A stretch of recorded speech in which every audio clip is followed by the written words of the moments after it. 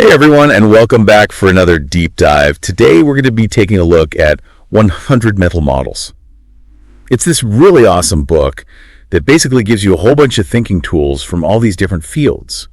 It's kind of like having a Swiss Army knife for your brain. You've got all these different tools that you can use for all kinds of situations. Yeah, exactly. So instead of just having one tool like a hammer, you've got this whole set to help you with all these different challenges, And the book really stresses how important it is to have a lot of these models because the more you have, the better you'll be, but analyzing stuff like situations and making decisions and even predicting stuff is like you're getting all these different lenses to look at the world through.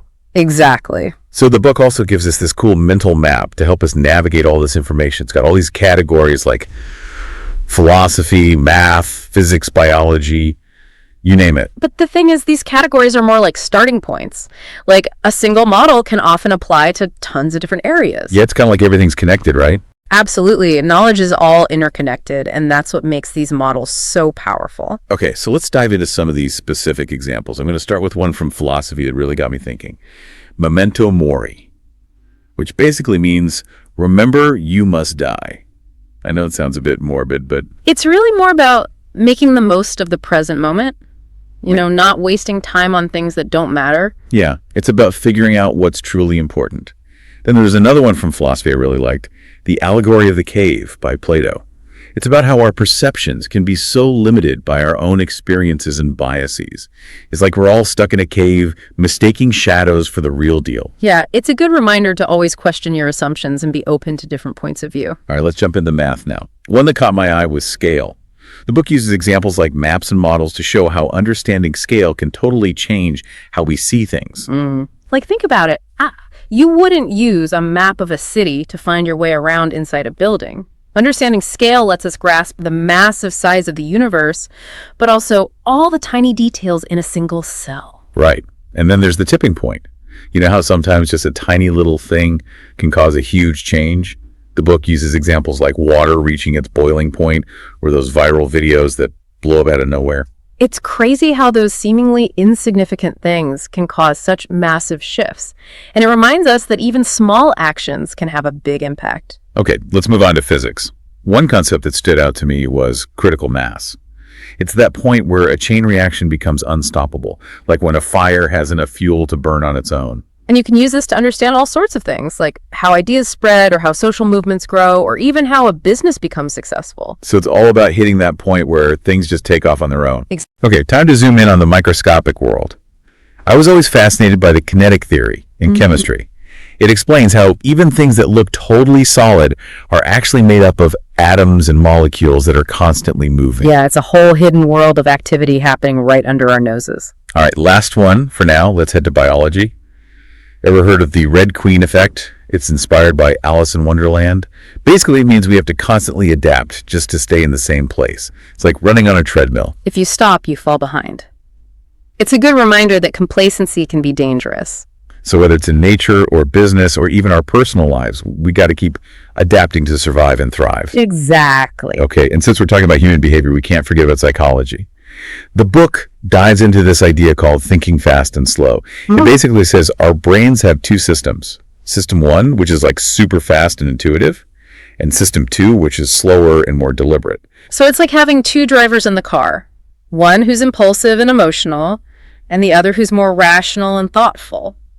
Once you understand those systems, you can start to see how your thinking is affected by all these biases and mental shortcuts. Yeah, and then there's Charlie Munger and his Psychology of Human Misjudgment. It's full of these hilarious stories about how our brains can totally trick us. Like Persian messenger syndrome. You know how people kill the messenger who brings bad news instead of dealing with the problem itself? It's a classic example of emotions clouding judgment. Okay, let's talk economics. This one really hit home for me. Opportunity cost. It's about recognizing that every choice we make means giving up something else. It's like choosing between two amazing desserts. You can only have one, so you miss out on the other. And this applies to everything. How we spend our time, our money, the careers we choose. It's all about weighing those trade-offs. Okay, last one. Let's look at the world through the lens of geography. The book talks about how geography has shaped history, politics, even business. They use the example of Russia's constant search for warm water ports. It's a classic example of how geography can really influence a country's destiny. And it's not just for countries. Businesses have to think about geography too. When they're making decisions about where to locate their operations or how to expand into new markets. It's all about understanding the opportunities and limitations of the physical world. So we've barely scratched the surface of this mental model goldmine. Hopefully this gives you a taste of just how powerful these tools can be. And how they can help you see the world in a whole new light. So we've only just dipped our toes into this ocean of mental models. There's so much more to explore. Like this idea of disconfirming evidence from the history section. It's about how we tend to look for information that backs up what we already believe. Ignoring anything that contradicts our views. Like wearing blinders, only seeing what we want to see. It happens all the time in politics, on social media, even in scientific research. Yeah, it's like that saying, you can't teach an old dog new tricks. But this book is all about encouraging us to be more like curious puppies, ready to learn new things and change our minds. It's about being mentally flexible and adaptable. We have to be willing to update our mental models as the world keeps changing. All right, let's switch gears back to physics for a bit. Remember Newton's laws of motion? Yeah. They might seem like basic science, but they actually explain how everything in the universe moves. From the tiniest atom to the biggest planet. And what's really cool is that you can apply these same laws to understand things in other areas, like economics or social dynamics. Like Newton's third law, for every action, there's an equal and opposite reaction. That can help us understand stuff like market forces or political conflict. Yeah, exactly. Okay, now for something that really blew my mind, the laws of thermodynamics. The book describes them as the rules of the game for the entire universe. And one of the most mind-bending concepts from thermodynamics is entropy. It's the idea that everything tends to move from order to disorder over time. Oh, like that saying, you can't unscramble an egg. Exactly. So entropy is basically the universe's tendency towards chaos. Does that mean everything is doomed to eventually fall apart? Well, not necessarily. While entropy does represent a movement towards disorder, it also drives innovation and creativity. Think about the formation of stars, or the evolution of life, or even new technologies. These are all processes that involve increasing complexity, but they're also driven by entropy. So it's kind of like a double-edged sword. Exactly. It can lead to breakdown, but also to progress and change. Right. Speaking of change, let's talk about chaos theory. Now, this doesn't mean the world is totally random and unpredictable. Right. It's more like that butterfly effect thing.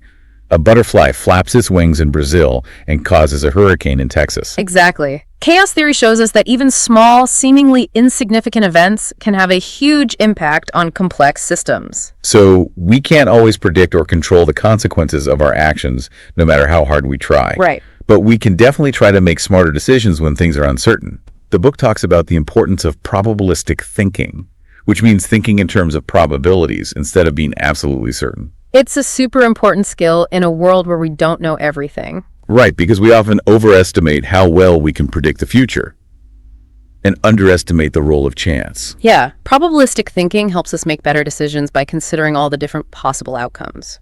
And that brings us to Bayes' theorem. It gives us a way to update our beliefs based on new evidence. It's like being a detective constantly gathering clues and refining your theory. Exactly. Think about how doctors diagnose patients. They might start with one idea based on the symptoms, but then they adjust their diagnosis as they get more information. Makes sense. Another idea from statistics that stood out to me was the power law.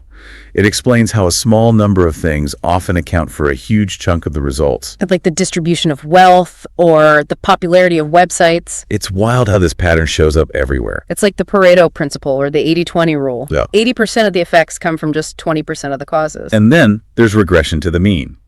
It explains why those super extreme events tend to be followed by more average ones. Like a basketball player having an amazing game scoring way above their average. Statistically, their next game is probably going to be closer to their normal performance. It's like things tend to even out over time. Exactly. Okay, let's jump into game theory. It's all about making strategic decisions when the outcome depends on what other people do. It's like a game of chess. You have to think ahead and anticipate your opponent's moves. The classic example is the prisoner's dilemma, where two people acting selfishly end up with a worse outcome than if they had cooperated. We see this all the time in real life, like arms races, price wars, even traffic jams. It's a good reminder that working together can sometimes lead to better outcomes for everyone. Even if it means giving up a little bit in the short term. Okay, now let's debunk a common misconception. Right. Correlation and causation. Just because two things are related doesn't mean one causes the other. Right. Like ice cream sales and crime rates both go up in the summer.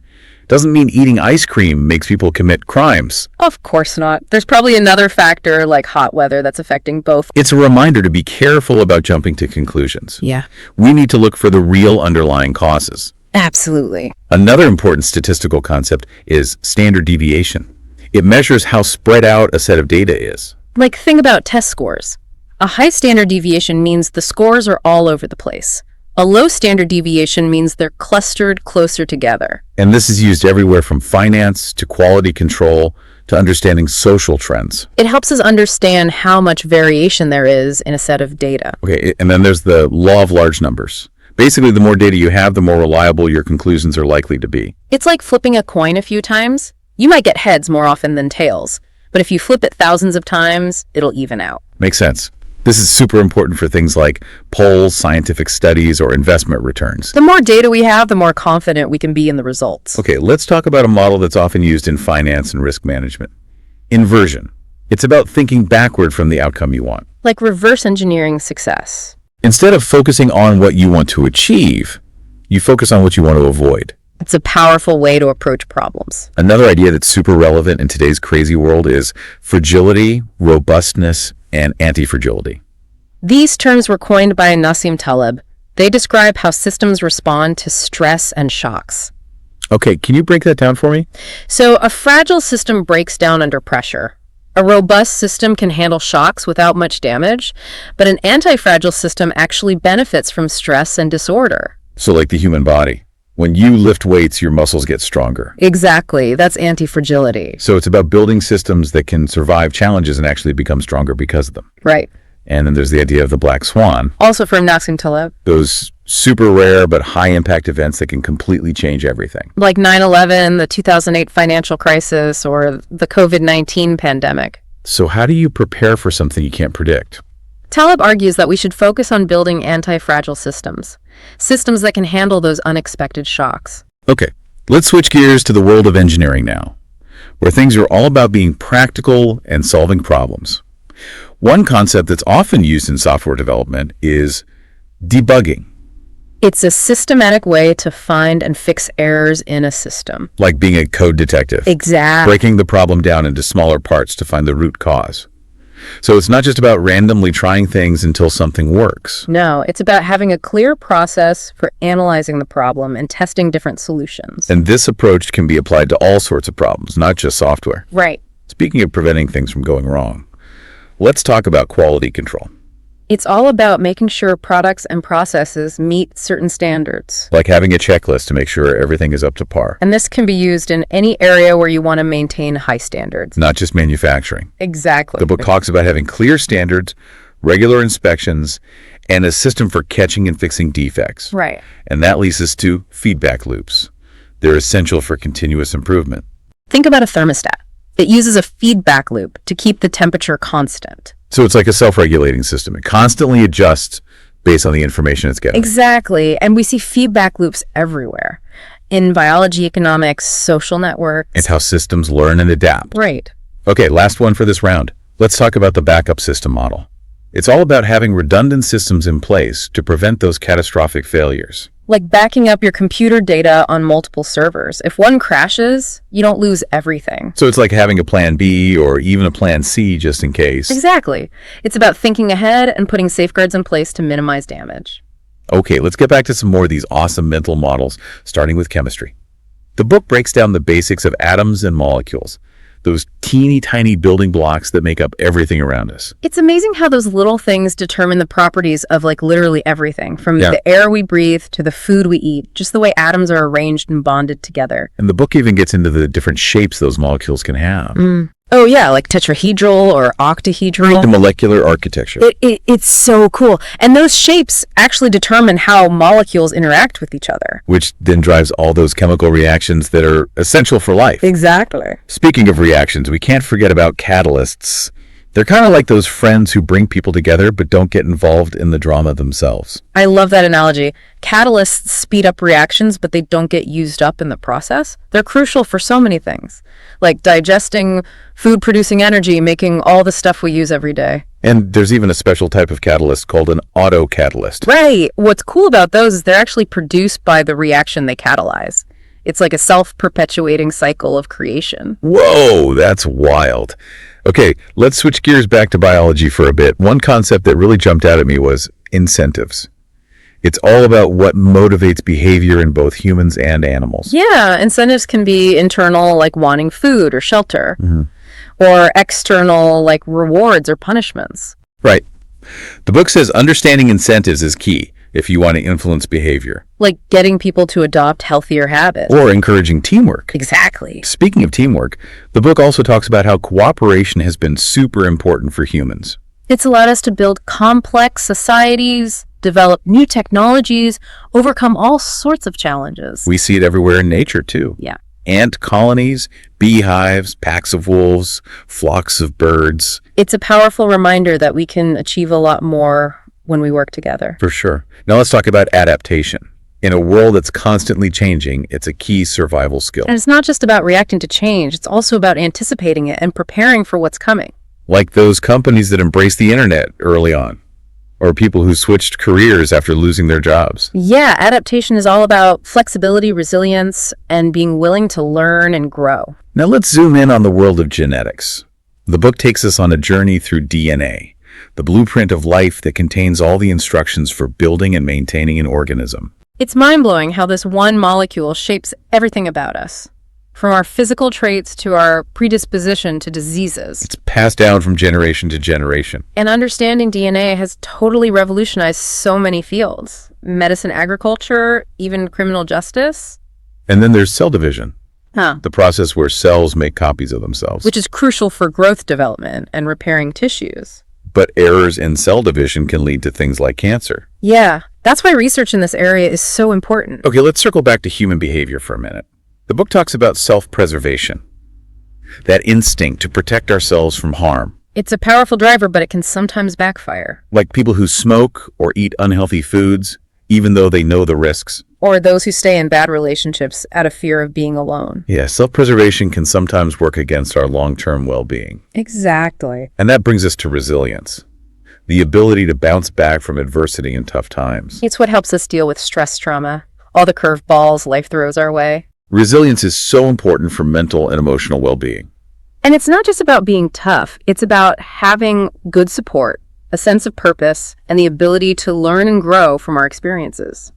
Okay, let's zoom out again and consider the big picture with ecosystems, those complex networks of organisms and their environment. Ecosystems show us how interconnected everything is.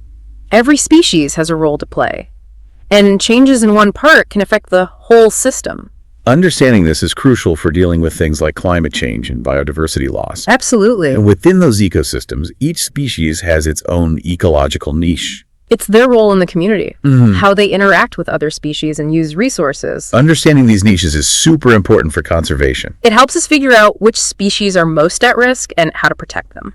Now, for a quick detour into logic, the book gives us a guide to logical fallacies, those errors in reasoning that can lead to wrong conclusions. It's like a toolkit for spotting bad arguments. So we don't get tricked by bad logic. Right. They cover all sorts of fallacies, like the ad hominem attack where you attack the person instead of their argument, or the straw man fallacy where you misrepresent someone's position to make it easier to argue against. Yeah, it's a good reminder to be critical thinkers, to really evaluate arguments and be aware of those sneaky persuasion tactics. Absolutely. Wow, we've covered so much ground today. From tiny atoms to vast ecosystems, from physics to psychology. It's been quite a journey. But the real takeaway is how we can use these mental models in our own lives. They're not just abstract concepts, they're tools for thinking, understanding, and making better choices. They help us connect the dots, see patterns, and make sense of the world. And the best part is this journey of learning never really ends. There are always new models to discover new insights, to uncover new ways to expand our understanding. So keep exploring, keep learning, and keep challenging yourselves to think differently. Who knows what you might discover? That's it for our deep dive into 100 mental models. We hope you found it insightful and maybe even a bit mind-blowing. If you enjoyed it, be sure to hit that like button and subscribe to our channel for more amazing summaries. And let us know in the comments which mental models resonated with you the most. We love hearing from you. Until next time, keep those mental gears turning.